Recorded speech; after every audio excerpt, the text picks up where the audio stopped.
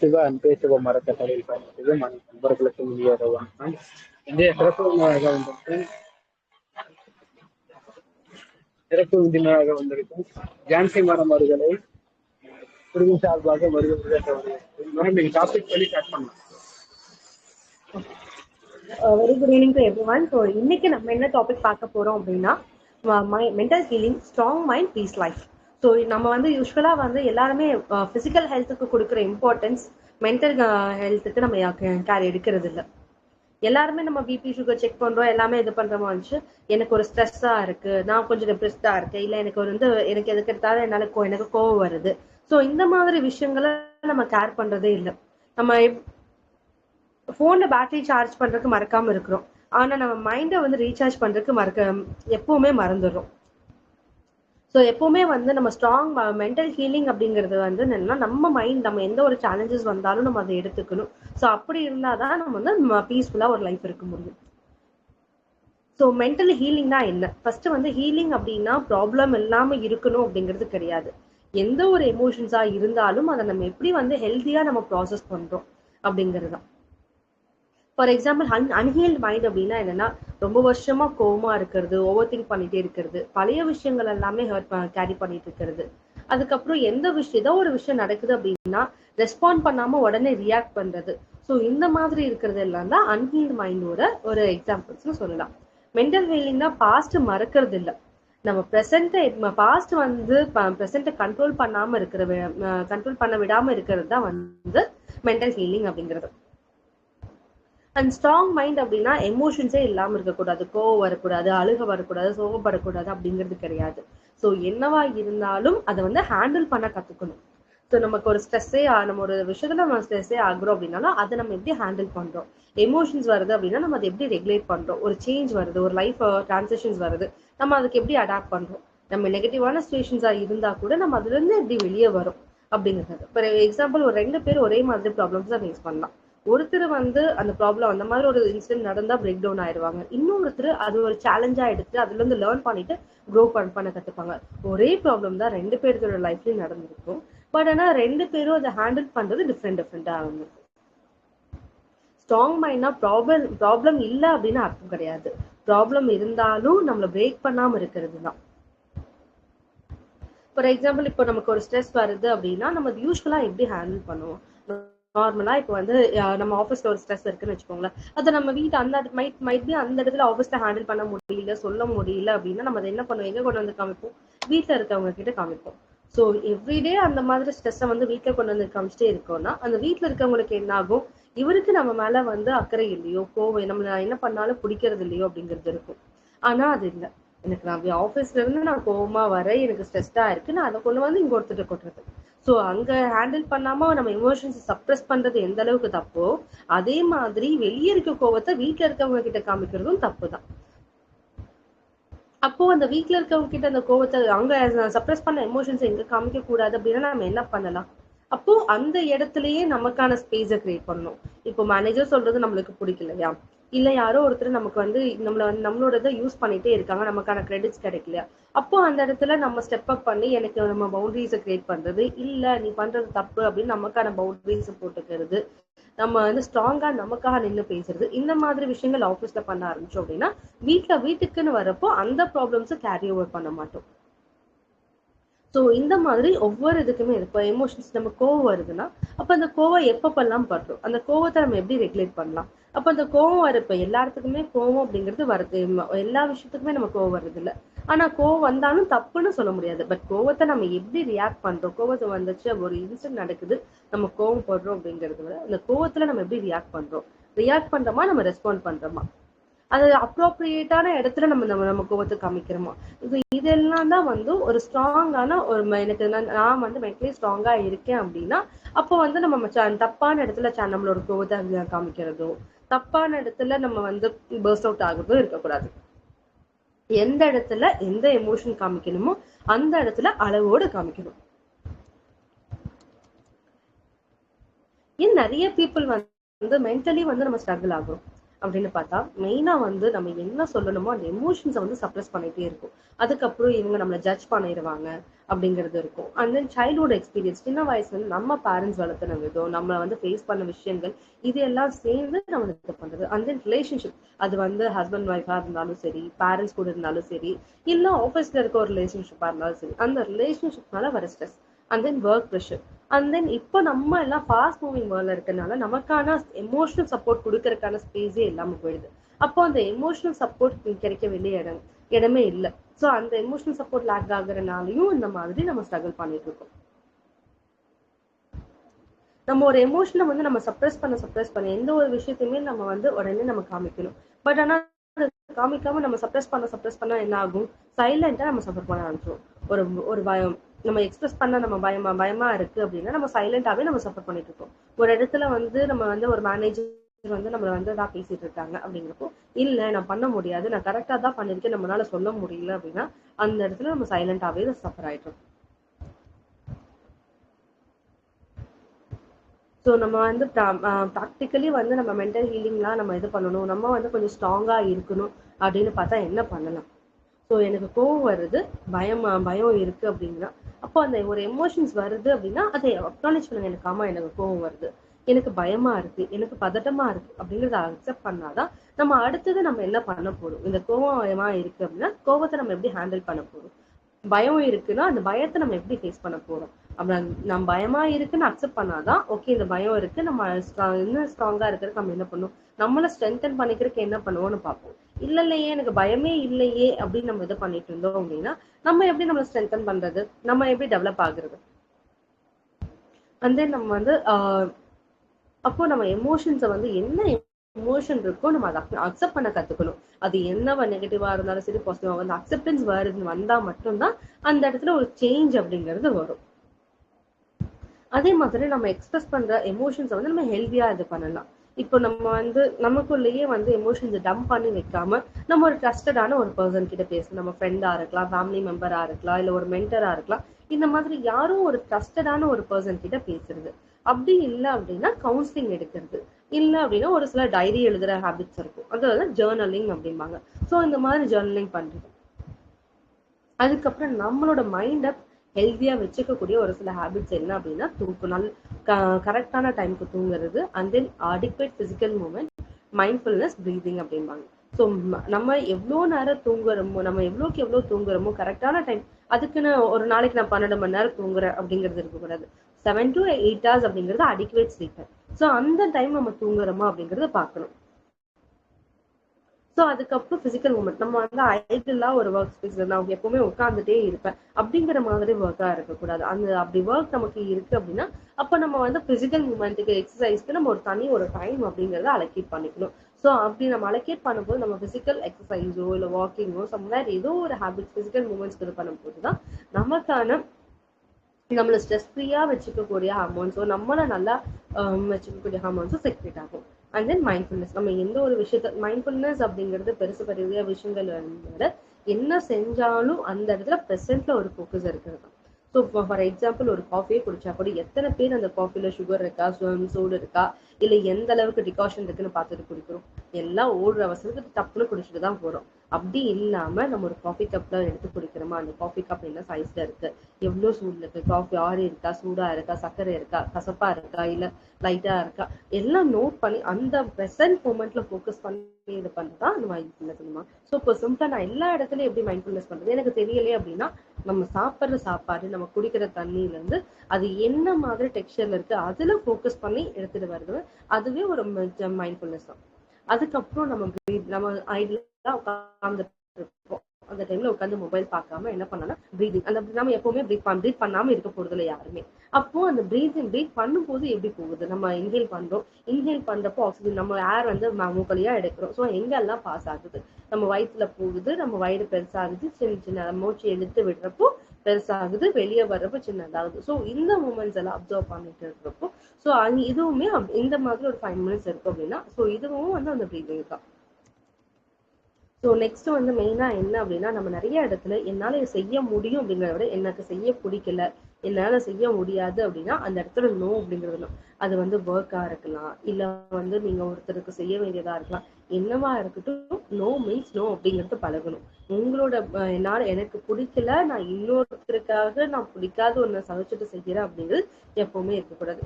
எப்பவுமே நோனா நோ தான். அது யாருக்காகவா இருந்தாலும். நமக்கு ஒரு விஷயம் பிடிக்காமலா இருக்கலாம், நம்மளோட வேல்யூஸ் அலைன் ஆகாம இருக்கலாம். ஆனா அது நம்ம ஃபேமிலி மெம்பர், அது எதர் ஒய்ஃபோ இல்ல அம்மாவோ அப்பாவோ யாரோ ஒருத்தர் சொல்றாங்க, இல்ல ஃப்ரெண்ட்ஸ் சொல்றாங்க அப்படிங்கறதுக்காக நம்ம செய்யறது. ஸோ அந்த மாதிரி இல்லாம உங்களோட வேல்யூஸ் அலைன் ஆகல, உங்களோட தாட் ப்ராசஸ் அலைன் ஆகல, எனக்கு இது வேண்டான்னு பட்டுச்சுன்னா அந்த இடத்துல நோ அப்படிங்கறது போல்டா சொல்ல கத்துக்கோங்க. அந்த நிறைய இடத்துல நம்ம வந்து இவ்வளோ எல்லாருமே மனுஷங்க தான், யாருமே தப்பு பண்ணாம வர்றதில்ல. சம்வேர் நம்மளோட பாஸ்ட வந்து கிரிட்டிசைஸ் பண்ணிட்டே இருக்கும். நான் இனி நம்மனாலதான் வந்து நம்ம இதை ஒழுங்கா பண்ணல, பண்ணி இருந்திருக்கலாம், இப்படி பண்ணிட்டோம் அப்படி பண்ணிட்டோம், அதை விட்டுட்டோம் இதை விட்டுட்டோம் அப்படின்னு சொல்லி நம்மளே கிரிட்டிசைஸ் பண்ணிட்டு இருக்கோம். ஸோ அதை வந்து ஸ்டாப் பண்ணணும். ஃபர்ஸ்ட் நம்மளோட மைண்டுக்கு ஃபர்ஸ்ட் சப்போர்ட் சிஸ்டம் அப்படிங்கிறது நம்ம தான். நமக்கு தாண்டி தான் அடுத்தவங்க கிட்ட போகும். ஸோ அப்போ நம்மளோட மைண்டுக்கு எந்த அளவுக்கு ஒரு சப்போர்ட் கொடுக்கணும். ஸோ எல்லாருமே அப்ஸ் அண்ட் லோஸுக்கு எல்லாமே தாண்டி வரதான். நம்ம என்னப்போ வந்து அப்போ நல்லா போயிட்டு இருக்க இடத்துல எவ்வளோ மோட்டிவேட்டடா இருக்குமோ அதே மாதிரி லைஃப்ல வந்து ஒரு டவுன் பேஸை ஃபாலோ வந்து பண்றோம், நம்ம உட்காந்து கீழே விழுகிறோம் அப்படின்னா அந்த இடத்துல எந்திரிக்கக்கூடிய கெப்பாசிட்டி இருக்குன்னா அந்த டைம் வந்து ஐயோ நம்ம விழுந்துட்டோமே இல்லாம அடுத்தது நம்ம என்ன பண்ணலாம், எப்படி எந்திரிக்கலாம் அப்படிங்கிறத பார்த்தோம். பீஸ்ஃபுல் லைஃப்னா என்னது? பீஸ்ஃபுல் லைஃப்னா ப்ராப்ளம் இல்லாத லைஃப், ஸ்ட்ரெஸ் இல்லாத லைஃப் அப்படிங்கிறது அர்த்தம் கிடையாது. பீஸ்ஃபுல் லைஃப் அப்படின்னா எமோஷனலாக பேலன்ஸ் பண்ணுறது, நம்ம எடுக்கிற டெசிஷன்ஸில் ஒரு கிளாரிட்டி இருக்கிறது, நம்ம ரிலேஷன்ஷிப்பில் ஹெல்த்தியாக இருக்கிறது, அண்ட் தென் இன்னர் ஸ்டெபிலிட்டி. நம்ம வந்து அவுட் சைடில் வந்து ஒரு பீஸை கிரியேட் பண்ண முடியாது, பட் ஆனால் இன்சைடில் வந்து நம்மளோட பீஸை வந்து நம்ம கிரியேட் பண்ணலாம். நமக்கு வந்து ஒரு என்ன வேணும், எந்த இடத்துல எதை பண்ணலாம் அப்படிங்கிறத நம்மளே கிரியேட் பண்ணலாம். ஸோ இப்போ நீங்க கேட்டுட்டு இருக்க ஆடியன்ஸ் எல்லாம் யோசிச்சு பாருங்க, எந்த ஒரு எமோஷன்ஸை வந்து நீங்க வந்து சப்ரஸ் பண்ணிட்டே இருக்கீங்க, அண்ட் தென் எந்த ஒரு ஹேபிட் உங்களோட பீஸை வந்து ஹார்ம் பண்ணுது, என்ன ஸ்டெப் எடுத்தா என்னோட மைண்டை டேக் கேர் பண்ண முடியும். ஸோ இந்த 3 கொஸ்டினுமே நீங்க இதை யோசிச்சு பாருங்க. ஆக்சுவலாக வந்து நம்ம எல்லா எமோஷன்ஸையும் நம்ம சப்ரஸ் பண்ணி நிறைய எமோஷன்ஸை சப்ரஸ் பண்றோம். அந்த சப்ரஸ் பண்றதுனால என்ன ஆகுது, அது தேவையில்லாத ஒரு இடத்துல வந்து கொண்டு போய் இது பண்ணும். அப்போ அதை சப்ரஸ் எப்போ எந்தெந்த எமோஷன்ஸ் எல்லாம் சப்ரஸ் பண்றோம், அந்த எமோஷன் சப்ரஸ் பண்ற எமோஷன் நம்ம எப்படி டேக் கேர் பண்ணலாம் அப்படிங்கிறது பாருங்க. ஏதோ ஒரு ஹேபிட், உங்ககிட்ட ஒரு ஹேபிட் இருக்கும், இப்போ காலையில எந்திரிச்சோடனே மொபைல் பாக்குறதா இருக்கட்டும், இல்ல யாரோ ஒருத்தர் நம்ம கிட்ட பேசிட்டு இருக்காங்க அப்படிங்கிறப்ப மொபைல் பாக்குறதா இருக்கட்டும், அந்த மாதிரி ஒரு ஹேபிட் வந்து உங்களோட பீஸை வந்து அது ஹார்ம் பண்ணிட்டு இருக்கும். அந்த மாதிரி என்ன ஹேபிட்ஸ் உங்களுக்குள்ள இருக்கு அப்படிங்கறத பார்க்கலாம். அதுக்கப்புறம் இன்னைக்கு நான் ஒரு ஸ்டெப் எடுத்தேன் அப்படின்னா நான் இந்த ஒரு ஸ்டெப் எடுத்தேன்னா நான் எப்படி பெட்டரா இருக்கலாம், இந்த 3 கொஸ்டினும் உங்களுக்குள்ள கேட்டுக்கோங்க. ஸோ இதுக்கு ஆன்சர் பண்ண ஆரம்பிச்சிட்டீங்கன்னாவே உங்களோடது க்ரோத் ஒரு ஸ்டெப் மேல போகும். நம்ம பாடி வந்து டயர்டானா பாடியில வந்து நமக்கு ஏதோ ஒரு ப்ராப்ளம் அப்படின்னா நம்ம டாக்டர் கிட்ட போறோம். அதே மாதிரி மைண்ட் டயர்ட் ஆச்சு அப்படின்னா நம்ம சைலண்டா சஃபர் ஆகும். மென்டல் ஹெல்த் கேர் அப்படிங்கிறது வீக்னஸ் கிடையாது, அது ஒரு செல்ஃப் ரெஸ்பெக்ட். உங்களோட மைண்டை நம்ம டேக் கேர் பண்ணி தான் ஆகணும். ஏன்னா நம்மளோட மைண்ட் வந்து ஸ்ட்ராங்கா இருக்கு, மென்டலி நம்ம ஸ்ட்ராங்கா இருக்கிறோம் அப்படின்னா மட்டும்தான் நம்ம ஸ்ட்ராங் அண்ட் பீஸ்ஃபுல் லைஃப்பை வந்து லீட் பண்ண முடியும்.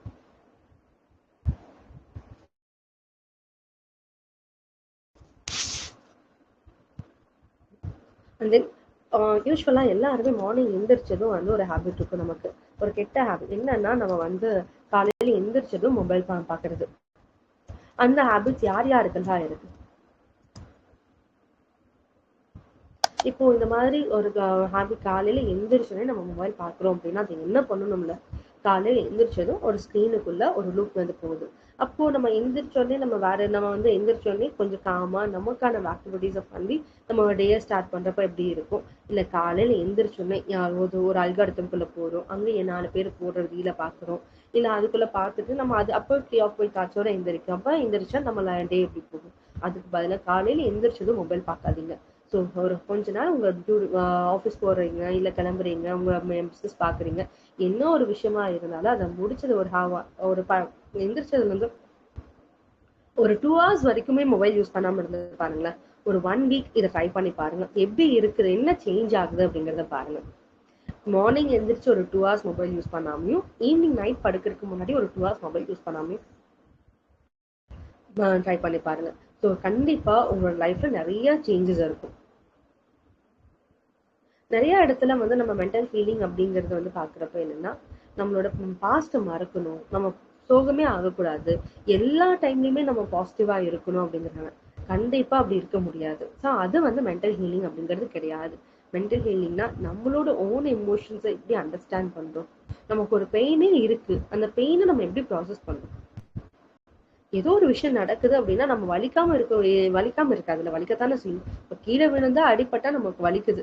அப்போ வலிக்காம இருக்கணும்னு எதிர்பார்க்க முடியுமா? அதே மாதிரிதான் நம்ம ஏதோ ஒரு விஷயத்த செய்ய போறோம், அந்த இடத்துல வந்து செய்ய முடியல, இல்ல நம்ம செய்ய செய்ய ஏதோ ஒரு முயற்சி எடுக்கிறோம், அதுல தோத்து போறோம் அப்படின்னா வலி இருக்கும். அந்த வலியை எப்படி ப்ராசஸ் பண்ணி எடுத்துட்டு வரும், அடுத்த டைம் இன்னும் பெட்டரா எப்படி பண்றது அப்படிங்கிறது தான் வந்து ஹீலிங் அப்படிங்கிறது. நெக்ஸ்ட் வந்து நம்மளோட எமோஷனல் பேக்கேஜஸ். நிறைய இடத்துல நம்ம எமோஷனல் பேக்கேஜஸை கேரி பண்ணிட்டே இருக்கோம். என்னோட ஒய்ஃப் வந்து ஒய்ஃபோட வீட்டில் வந்து கல்யாணத்துக்கு முன்னாடி இங்கே ஒன்று சொன்னாங்க, இதை செய்யலை. இல்லை என்னோட மாமியார் வந்து இதை அந்த மொமெண்ட் ஆஃப் மேரேஜ் அப்போ இது பண்ணிட்டாங்க, இல்லை என்னோட சைல்ட் பர்த் அப்போ இப்படி பண்ணிட்டாங்க, அதனால நான் அவங்கள மன்னிக்க முடியல. நிறைய பேக்கேஜஸ் வந்து நம்ம கேரி பண்ணிட்டே இருக்கோம். நீங்க யோசிச்சு பாருங்களா, இமேஜின் நம்ம வந்து நடந்துட்டு இருக்கோம், நம்ம சாதாரணமா நடந்துட்டு இருக்கோம், நம்ம கால ஒரு வெயிட்டான ஒரு பேக்கை கட்டி நடக்கிறதுக்கு எப்படி இருக்கும். அப்போ அந்த அதே மாதிரிதான் நம்ம பாஸோட பேக்கேஜஸ் எல்லாம் எடுத்துட்டு வர்றோம் அப்படின்னா, அப்போ நம்ம எப்படி வந்து ஃபாஸ்டா போக முடியும்? ஈஸியா இருக்குமா? அந்த இடத்துல கண்டிப்பா டஃப்பா தான் இருக்கும். அப்போ அந்த பேக்கேஜஸ் ரிலீஸ் பண்ணிட்டு நம்ம எடுத்துட்டு போகணும். நிறைய பேர் வந்து இன்னும் ஒரு 10 வருஷம் முன்னாடி ஒரு விஷயம் நடந்திருக்கும், இன்னுமே அந்த விஷயத்தினால கோவமா இருப்பாங்க. அந்த கோவம் என்ன ஆகும்னா, அந்த அவங்களோட ரிலேஷன்ஷிப் அஃபெக்ட் பண்ணும், அவங்களோட செல்ஃப் கான்பிடன்ஸ் அஃபெக்ட் பண்ணும், அவங்களோட எடுக்கிற டெசிஷன்ஸ்ல அஃபெக்ட் பண்ணும். 10 வருஷத்துக்கு முன்னாடி அவன் அப்படி செஞ்சான், இப்பவும் அப்படித்தான் இருப்பான். 10 வருஷத்துக்கு முன்னாடி அது நடந்துச்சு, அதனால இப்போ அப்படித்தான் அவங்கள அப்படித்தான் நான் பாக்குறேன். 10 வருஷத்துல என்ன வேணாலும் மாறி இருந்திருக்கலாம், ஆனா நீங்க மட்டும் மாறி இருந்திருக்கவே மாட்டீங்க. ஒரு விஷயம் நடந்துருச்சு, முடிஞ்சிருச்சு, அதை மாத்த முடியாது அப்படின்னா அதை மறக்க வேண்டாம், மன்னிக்க பாருங்க. சோ அதுல இருந்து கடந்து வர பார்க்கலாம். அந்த இடத்துலயே ஸ்டக் ஆயிட்டு இருக்கும் அப்படின்னா 10 வருஷம் நிறைய மாறி இருந்திருக்கும். ஆனா நம்ம மட்டும் அதே இடத்துல ஸ்டக் ஆயிட்டு இருந்திருக்கும். எல்லாரும் ஃபியூச்சர் நோக்கி ஓடிட்டு இருப்பாங்க. சோ அந்த இடத்துல ஸ்டக் ஆகாம அடுத்ததுக்கு எப்படி போகணும். நிறைய இடத்துல வந்து நம்மளுக்கு வந்து எமோஷனலா வூண்ட்ஸ் நிறைய இருக்கும். ஒரு நிறைய இடத்துல நம்ம வந்து நிராகரிக்கப்பட்டிருக்கலாம், ஏமாற்றப்பட்டிருந்திருக்கலாம், சின்ன சின்ன வயசுல வந்து ஒரு நெகட்டிவ் ஃபேஸ் பண்ணியிருந்திருக்கலாம், யாரோ ஒருத்தர் நம்ம கிரிட்டிசைஸ் பண்ணியிருந்திருக்கலாம், ஒரு டாக்ஸிக்கான ரிலேஷன்ஷிப்ல இருந்திருக்கலாம். எப்படி வந்து ஒரு பிசிக்கல் வூண்டுக்கு வந்து ஒரு நம்ம ட்ரீட்மெண்ட் கொடுத்தா ஹீல் ஆகுமோ, அதே மாதிரி இந்த எமோஷனல் வூண்டை வந்து இக்னோர் பண்ணினா இன்னும் டீப் ஆகும். அப்போ நம்ம அந்த சப்ரஸ்ட் எமோஷன்ஸை வந்து நம்ம கனெக்ட் பண்ணி அதுல இருந்து வெளியே வரணும். நிறைய மென் வந்து என்ன, அழுத மென் வந்து அழக்கூடாது, மென் வந்து ஸ்ட்ராங்கா இருக்கணும், மென் தான் வந்து இந்த ஃபேமிலியோட ரெஸ்பான்சிபிலிட்டிஸ் எடுத்துக்கணும், இந்த மாதிரி நிறைய இருக்கு. ஸோ அந்த ஸ்டிக்மாஸ் மென்னாலும் அழுகல, எல்லாத்துக்கும் வலிச்சா வலிக்கதான் செய்யும். எல்லாத்துக்கும் அடி இது கீழே விழுந்தா வலிக்கும், எல்லாத்துக்கும் கஷ்டம் வரும், எல்லாமே இருக்கும். அப்போ அந்த மென் மட்டும் அப்படிங்கறதெல்லாம் கிடையாது. விமனும் அழுகலாம், மென்னும் பொட்ட புள்ளனா எப்பவுமே அழுதுட்டு இருப்பா அப்படிங்கறதும் கிடையாது, பசங்கன்னா அழக்கூடாதுங்கிறதும் இல்லை. ஸோ எது 2 பேருமே 2 இதுலயே எடுத்துட்டு வரலாம். அது கஷ்டமா இருக்கு அப்படின்னா ஒருத்தர் அழுது இது பண்ணுவாங்க, அழுதா அவங்களுக்கு ரிலீஃப் கிடைக்கும், ஒருத்தருக்கு பேசினா ரிலீஃப் கிடைக்கும். உங்களுக்கு எந்த மாதிரி இதுல ரிலீஃப் கிடைக்குதோ, இந்த பயஸ்டான ஒரு மெத்தலா இது பார்க்காதீங்க. உங்களுக்கு அழுதாதான் ரிலீஃப் கிடைக்குதுன்னா அழுங்க.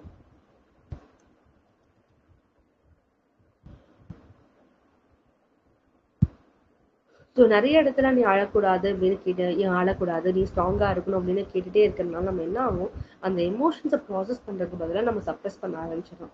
அப்போ அந்த சப்ரஸ் பண்ற எமோஷன்ஸ் என்னவா வருது, அது வந்து ஒரு கோவமாவோ, ஒரு பதட்டமாவோ, ஒரு திங்கிங்காவோ, அது ஒரு ரிலேஷன்ஷிப்ல கான்ஃபிளிக்டாவோ வர ஆரம்பிச்சிடும்.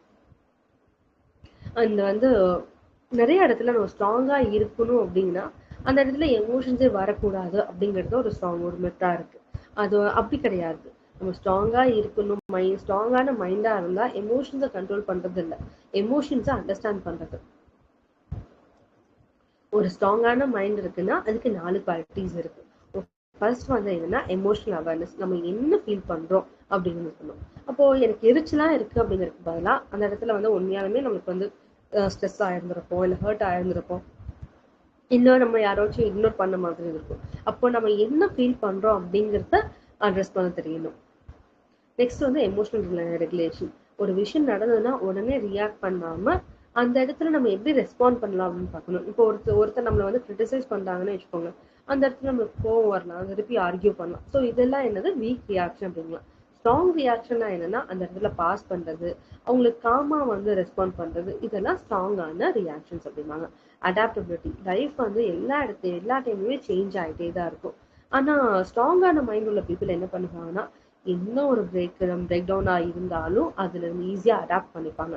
எக்ஸாம்பிள் ஜாப் லாஸா இருக்கலாம், ரிலேஷன்ஷிப் சேஞ்சா இருக்கலாம், அன்எக்ஸ்பெக்டடா ப்ராப்ளம் வரலாம், என்ன வேலை அப்படியே டிரான்ஸ்ஃபர் ஆகலாம். என்ன மாதிரி ஒரு விஷயம் நடந்தாலும் ஈஸியா அடாப்ட் ஆயிருப்பாங்க. இதே வந்து ஸ்ட்ராங்கா இல்லைன்னப்போ அந்த இடத்துல இன்னும் அந்த நான் அப்படி இருந்திருக்கலாமோ, இல்ல இவங்க இப்படி பண்ணிட்டாங்க ஒருத்தர் பிளேம் பண்றதோ, இல்ல நம்ம அந்த கிரிட்டிசைஸ் சர்க்கிள்குள்ளேயே இருக்கிறதோ, இந்த மாதிரி இருக்கும். நெக்ஸ்ட் வந்து செல்ஃப் பிலீஃப். என்ன நடந்தாலும் நம்ம பிலீவ் பண்ணணும். ஸோ என்ன நடந்தாலும் நான் இதை ஹேண்டில் பண்ண முடியும் அப்படிங்கறது ஒரு பிலீஃப் இருக்கணும். நிறைய இடத்துல வந்து மென்டலி ஏன் பீப்புள்ஸ் அங்கே ஸ்ட்ரகிள் ஆகுறாங்கன்னா எமோஷனல் சப்ரெஷன். நிறைய இடத்துல நம்ம பீப்புள் வந்து எமோஷன்ஸை வந்து இது எக்ஸ்பிரஸ் பண்ணவே மாட்டாங்க. அதுக்கு பதிலாக என்னன்னா எஸ்பெஷலி வந்து ரிலேஷன்ஷிப்ல ஒரு மேரேஜ் லைஃப் ஒரு நிறைய இடத்துல வந்து ஒய்ஃப் அப்படிங்கிறவங்க ஹர்ட் ஆகியிருந்திருக்கலாம், மாமியார் சொல்லியிருந்திருக்கலாம், நாத்தனார் சொல்லியிருந்திருக்கலாம்.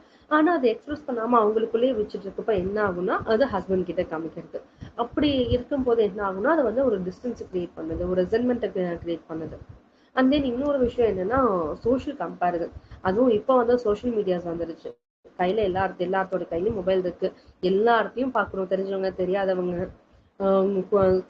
ஸ்கூல்ல படிச்சவங்க, நம்ம பக்கத்து ஸ்கூல்ல படிச்சவங்க, இப்படி எல்லாத்தையும் பாக்குறோம். நம்ம லைஃப நம்ம முன்னாடி வந்து நம்ம அண்ணன் தம்பி அக்கா தங்கச்சி கூட தான் கம்பேர் பண்ணிட்டு இருப்போம். அப்படி பக்கத்துல இல்லாட்டி நம்ம ஸ்ட்ரீட்ல இருக்கவங்க கூட கம்பேர் பண்ணிட்டு இருப்போம், இல்ல தூரத்தை சொந்தம். ஆனா இப்போ நம்ம பாக்குறவங்க எல்லாத்து கூடயும் நம்ம லைஃப கம்பேர் பண்ண ஆரம்பிச்சிட்டோம். நம்ம வந்து சோசியல் மீடியால பாக்குறப்ப என்ன ஆகும்னா மித்தவங்க எல்லாரும் ரொம்ப ஹாப்பியா இருக்காங்க, மித்தவங்க எல்லாம் சக்சஸ்ஃபுல்லா இருக்காங்க அப்படிங்கறதான் பார்ப்போம். ஆனா நம்ம என்ன பண்றோம், அவங்களோட ஹைலைட்டோட ரீலை தான் பாக்குறோம். ஆனா ரியல் லைஃப பாக்குறது இல்ல. ரியல் லைஃப்ல என்ன வேணாலும் இருக்கலாம், பட் சோஷியல் மீடியாஸ்ல போஸ்ட் பண்றது என்னவா இருக்கும், ஒரு ஹைலைட்டட் மூமெண்ட்டை தான் போஸ்ட் பண்ணியிருப்பாங்க. அந்த மூமெண்ட் ரியலாவும் இருக்கலாம், ஃபேக்காவும் இருக்கலாம். அது லைக்ஸ்க்காக போடலாம், வியூஸ்க்காக போடலாம், எதுக்காக வேணாலும் போடலாம். அது உண்மையா இருக்கணுங்கிற அவசியம் இல்லை. இல்ல அதுக்கு பின்னாடி என்ன ஸ்ட்ரகுள்னு இருக்குன்னு நம்மளுக்கு தெரியாது. பட் அவன் ஹாப்பியா இருக்கான், அவன் சக்சஸ்ஃபுல்லா இருக்கான், நான் ஹாப்பியா இல்லையே, நான் அந்த அளவுக்கு க்ரோ ஆகலையே அப்படிங்கிற ஒரு கம்பேரிசன் வந்துருது. ஸோ அந்த மாதிரி கம்பேர் பண்ணாம அது ரியல் லைஃப்பும் வேற வேற அப்படிங்கறத நம்ம பார்த்துக்கணும். அதே மாதிரி நமக்கு தெரிஞ்சவங்களே போடுறோம், எல்லாவங்க எல்லாம் சந்தோஷமா இருக்காங்களே, அவங்களுக்கும் ப்ராப்ளம்ஸ் இருக்கும். எல்லாரும் எல்லாத்தையும் எக்ஸ்பிரஸ் பண்ண மாட்டாங்க.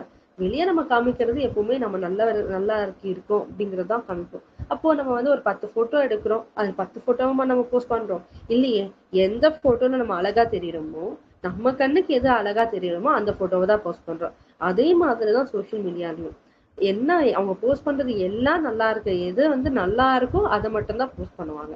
நல்லா இல்ல அப்படின்னா அது போஸ்ட் பண்ண போறது இல்ல. ஆனா நம்ம என்ன பண்ணுவோம், அவங்க லைஃப்ல மட்டும்தான் நல்லது நடக்குது, அவங்க அவ்வளவு ஹைட்ஸ்க்கு போறாங்க, நம்ம இருக்கிற லைஃப் இது பண்ணாம அதை கம்பேர் பண்ணி அதனால சேட் ஆயிட்டு இருக்கும். நெக்ஸ்ட் வந்து என்னன்னா ஓவர் திங்கிங்னா நம்ம ஒரு சுச்சுவேஷனை திருப்பி திருப்பி இது பண்ணுவோம். ஒரு விஷயத்த ஒருத்தர் வந்து ஒரு டைம் தான் சொல்லியிருந்திருப்பாங்கன்னு வச்சுக்கோங்களேன். ஆனா அந்த விஷயத்த நம்ம 10 டைம் திங்க் பண்ணி அந்த அளவுக்கு ஹர்ட் ஆயிட்டு இருக்கும். அப்போ அந்த ஓவர் திங்கிங் என்ன பண்ணும், நம்மளோட மென்டல் எனர்ஜியை வந்து ட்ரெயின் பண்ணும். ஒரு டைம் வந்து இது தப்பா நடந்துச்சுன்னா என்ன ஆகுறது, அவங்க அப்படியே எடுத்துட்டாங்கன்னா என்ன பண்றது, இல்ல இது தப்பா போயிடும், சம்வேர் ஒரு நெகட்டிவானதையே நம்ம யோசிச்சுட்டு இருக்க போறோம்.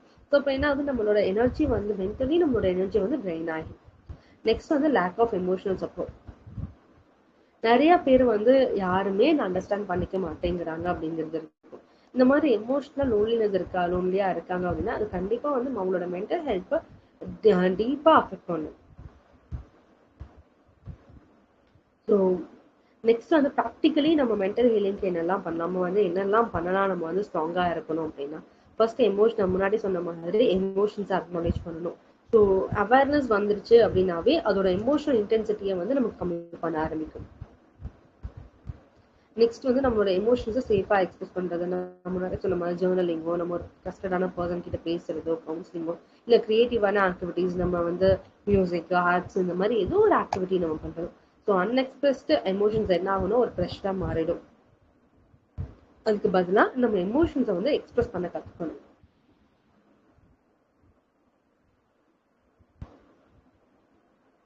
நெக்ஸ்ட் வந்து நம்ம மைண்டை வந்து டெய்லியுமே டெய்லியும் நம்ம மைண்டை டேக் கேர் பண்றது.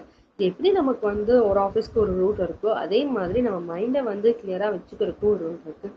அது எப்படி அப்படின்னா டெய்லி ஒரு 10 மினிட்ஸ் அப்படிங்கிறது ஒரு ப்ரீத்திங்க்கு ஒரு டைம் எடுத்து ஒரு 5 to 10 மினிட்ஸ் ப்ரீத்திங் எடுக்கிறோம்.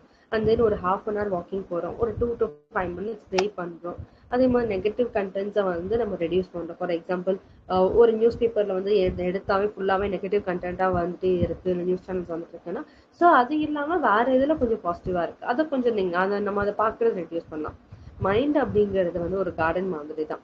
அது நம்ம தான் வந்து என்னென்ன கலை இருக்கோ அதை எடுக்கணும். நம்ம அதை எடுக்கல அப்படின்னா ஆட்டோமேட்டிக்காக அதை பாட்டு க்ரோ ஆகிடும்.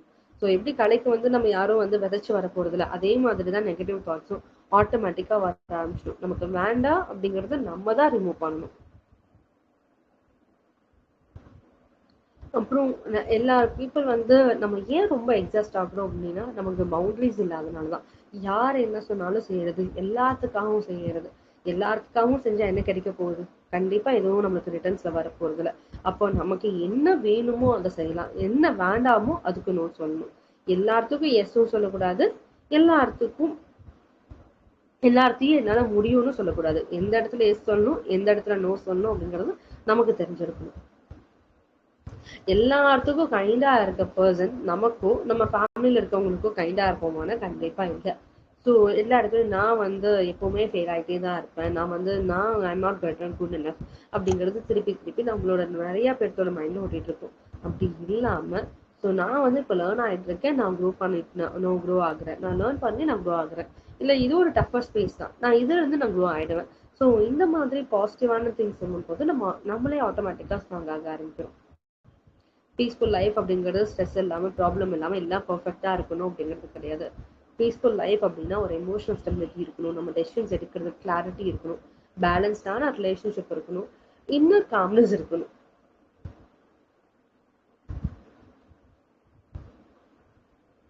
பீப்புள் வந்து மணி, அச்சீவ்மெண்ட், ரெக்கக்னேஷன் அப்படிங்கிறது எல்லாருமே தொட்டிட்டு போயிட்டு இருக்கோம். பட் உள்ள இருக்க இன்னர் ஸ்டெபிலிட்டி அப்படிங்கிறத மறந்துடுறோம். ஸோ முக்கியமாக என்ன எவ்வளோ ஃபேம், எவ்வளோ அச்சீவ்மெண்ட்ஸ் வந்தாலும் பட் நமக்குள்ள ஒரு இன்னர் காம்னஸ், ஸ்டெபிலிட்டி அப்படிங்கிறது ரொம்ப தேவை.